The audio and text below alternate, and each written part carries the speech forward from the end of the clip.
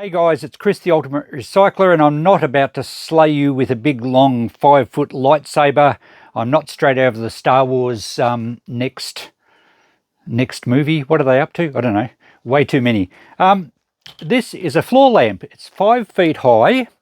It's on at the moment, but it has a problem. It's a current model. I think it's made by Lux LED, if I remember correctly. I'll show you the tag. And it's still a current model. You can buy them in lamp shops for around about 400 Australian. So it's a modern sort of minimalist lamp. In fact, you can't get much more minimum than one little stick. And I think you're supposed to face it into the corner of the room for a bit of mood lighting. As you can see, it's working, but it does have a problem. It has a dimmable control here. And if I turn it up to high, you can see it's flashing. I'll turn that down before it drives you all crazy. Oh, there we go. So it's impractical to use. It seems to work okay on the lowest setting, but sometimes it flickers there too.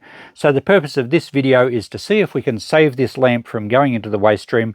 It was an expensive one, as I mentioned. I actually had it in the shop for $75, but after the first weekend it started flashing. I'm not going to throw it out. It's my nature to see if we can save it. So let's have a look. And there you can see the base. It's actually, I don't know if it is marble. It's marble look-alike. It's quite heavy, as you would expect, because it has to give the lamp some stability. And this center pole is basically, I think it's a piece of pipe. I don't know if it's actually steel, or let's see if it's magnetic. It's not. It's probably extruded aluminium. And on one segment it has a piece of clear acrylic, which allows, it diffuses the LEDs inside, gives you an even light, and it stays quite stable until, as I said before, we start to turn it up high. Okay, so I think the problem will be in the controller. It looks to me like all the LEDs are working. There's no dull spots. And I know sometimes with TVs with LED backlights, if you have a couple of dodgy LEDs, sometimes they can cause a flicker. I think the problem is coming from the controller here. There will be an LED driver or power supply in here, and I'm pretty sure that's where we'll find the problem, which is good because I don't have to get into here. So let's take this apart and see if we can identify something that's causing the issue. Okay, the power has been disconnected, and surprisingly, it looks like they didn't even put security screws in here. So just 4 Phillips heads, and presumably the casing will come apart.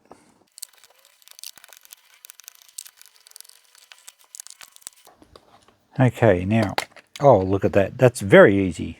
So thank you, manufacturer, for making it relatively easy to get into.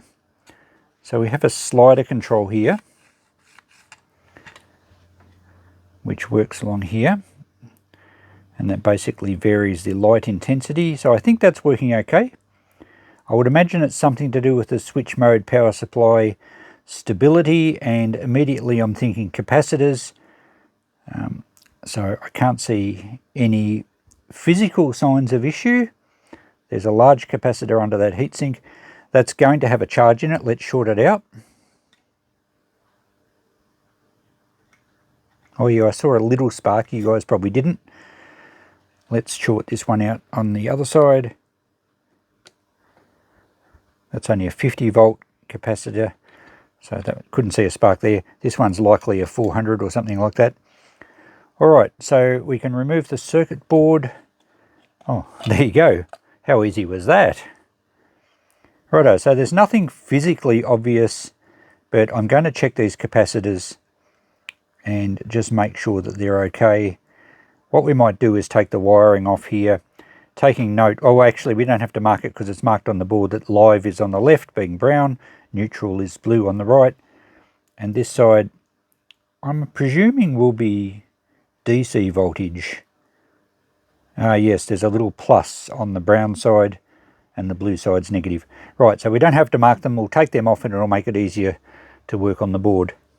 So that frees up the board. We shall take that into my other workshop and we'll test a few components. Okay, I have my ESR meter here which tests the capacitors Capacitors are one of the few components that might still measure what their rating is, but they can have other issues like an internal resistance that has changed because they're breaking down. That's 1.11. Now this capacitor is 22 microfarads, 400 volts. We have a little chart here. 22 microfarads, 400 volts. This only goes to 250. 1.8 is the acceptable maximum figure. So we're actually assuming that when we go high voltage, that actually gets a bit higher. So I think we're going to be okay with that one. Now the other one down the end here would be my suspicion of being crook. Let's see if we can get on these leads and see what this one reads. 0.04. I would have thought that's okay. That's 330 microfarads, 50 volts. We don't have 330, but we have 220 at 50 volts. We don't have 50 volts, we have 63, but that's 0.16, so we're under that. So both those capacitors should be okay. What else can be wrong with this thing? Well, there's not much else, I don't think. The transformer should be alright, or it wouldn't be working at all. Same with the voltage regulator or MOSFET or whatever that semiconductor is, I would presume. Same with the diodes. So, okay, this could be a bit of a mystery. Maybe we have a fault in the slider here. Or one of the resistors might have changed.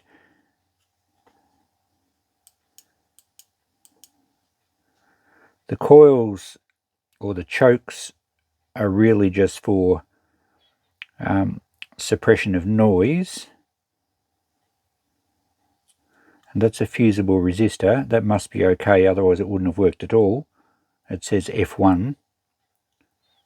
Alright, I'm going to do a little bit of nutting out and see if I can work out what's going on. So after a good look around, I can't see anything obviously bad, which I said before, but I did notice the board has a bit of sort of crustiness over it. There's a bit of white flaky stuff, and it does scratch off.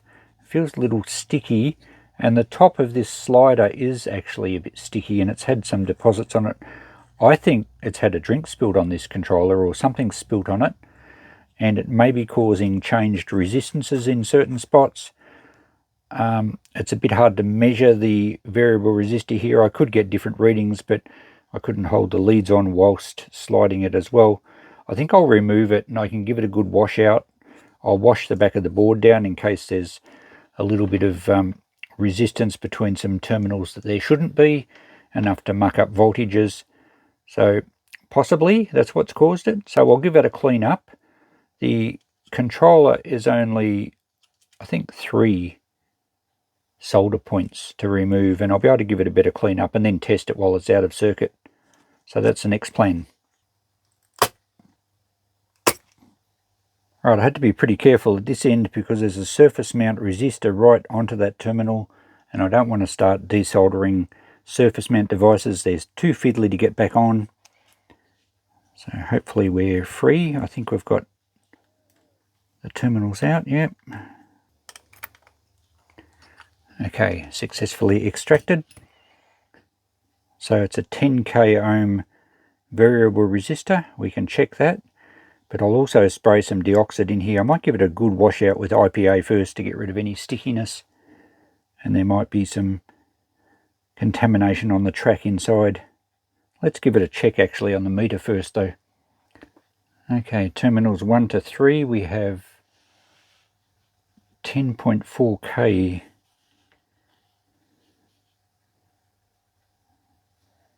And if we slide it to the other end, nothing. So that's the full extent of the track. So the other terminal must connect to the wiper to give us the variable resistance.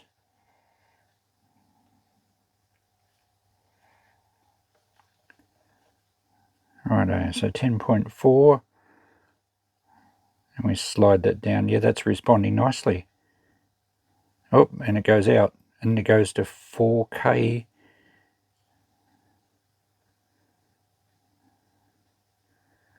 Yeah, it flashes off at times. I think there's some dirty contamination on the track. So right at the end we have 4.4 ohms. But then I move it a fraction and it jumps up. Then it goes off. And it seems okay. Then it goes off again. So I reckon it's some dirty, sticky, foreign something or other on the track in there. We'll see if we can clean that up so it works more smoothly. Hopefully that's the problem. Okay, a really good wash up here in IPA, which is isopropyl alcohol, in case you're wondering. And it's not Indian Pale Ale or anything like that. So this, I think I used 90-something% IPA, and it's great for washing down electronics. It evaporates very quickly and leaves no residue, and it's good for dissolving all sorts of gunk. Righto, that actually looks a lot cleaner already, so I'll give it a good swish around.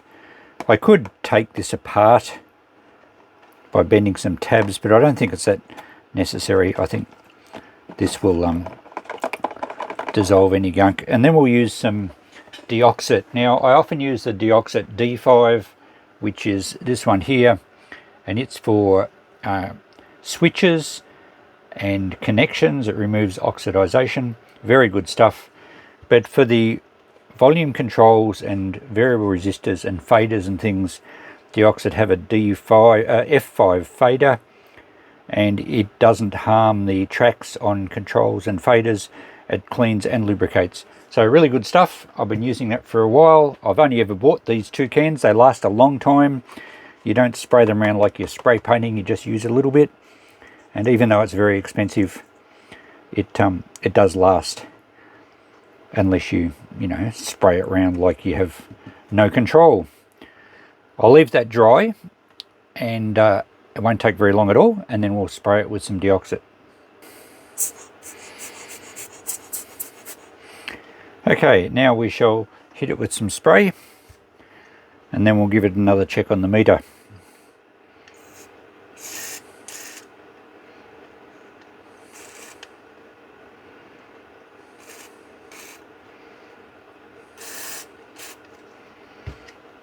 And we'll give it a good work back and forward. Okay, we're hooked up to the meter, and it's reading its 10.49K, and if we slide it down through the scale, seems to be responding nicely, very smooth, and it's not wavering. Very good.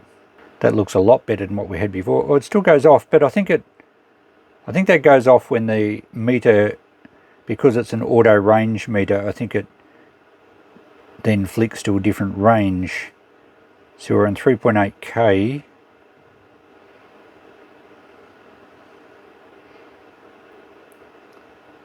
And it'll probably change to just normal ohms in a minute.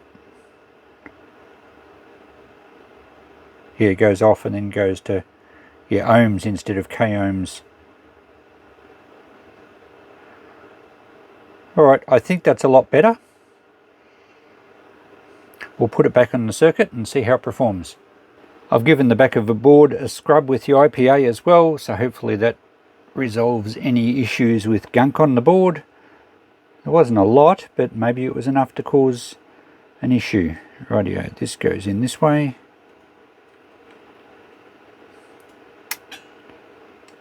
Now it's just a matter of resoldering it.